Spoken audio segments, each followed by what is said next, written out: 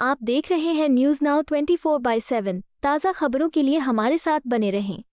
Samajwadi party की सांसद इकरा हसन ने महिला रिजर्वेशन बिल को लेकर अपनी प्रतिक्रिया दी है और इस मुद्दे पर सवाल उठाए हैं। इकरा हसन ने कहा कि उन्हें ये बात काफी हैरान करती है कि जिस महिला रिजर्वेशन बिल को पहले ही संसद में पास किया जा चुका है उसे बार बार राजनीतिक मुद्दा बनाया जा रहा है। उन्होंने कहा कि 2023 में ये बिल बिना किसी बड़े विरोध के पास हुआ था, ऐसे में अब इसे दोबारा चर्चा में लाने का क्या औचित्य है। उनके मुताबिक अगर सरकार की मंशा साफ होती तो इस बिल को लागू करने की दिशा में ठोस कदम उठाए जाते। उन्होंने आरोप लगाया कि इस मुद्दे को सिर्फ राजनीतिक लाभ के लिए इस्तेमाल किया जा रहा है। इकरा हसन ने कहा कि महिला सशक्तिकरण सिर्फ कानून पास करने से नहीं होता, बल्कि उसे जमीन पर लागू करना ज्यादा जरूरी है। उन्होंने ये भी कहा कि महिलाओं को वास्तविक प्रतिनिधित्व तभी मिलेगा जब नीतियों को बिना देरी के लागू किया जाएगा। उनके अनुसार सरकार को चाहिए कि वो महिला रिजर्वेशन को लेकर स्पष्ट रोड मैप पेश करे ताकि देश की आधी आबादी को उनका हक समय पर मिल सके और ये मुद्दा केवल चुनावी बहस तक सीमित न रहे। देखिए, बहुत ही मुझे अमेज करने वाली बात लगती है कि जो आरक्षण पास ऑलरेडी हो चुका है, महिला आरक्षण 2023 में सर्वसहमति से पास हो चुका है, दोबारा से इस बात का मुद्दा बनाने का कोई औचित्य नहीं है।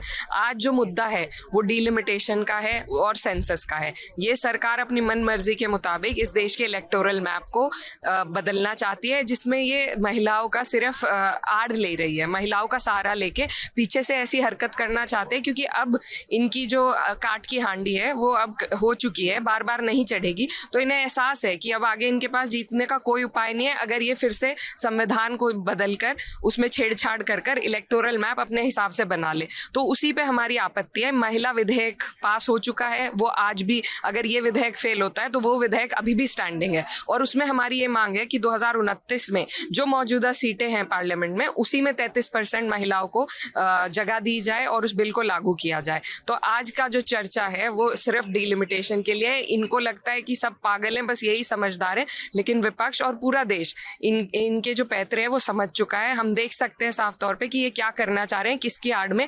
महिलाओं के हित के लिए ना इन्होंने पहले काम किया। 2023 में जब सर्वसहमति से ये बिल पास हुआ था तो इन्होंने 10 साल का टाइम क्यों दिया था उसमें? तभी के तभी इन्हें 2024 में लागू कर देना चाहिए था।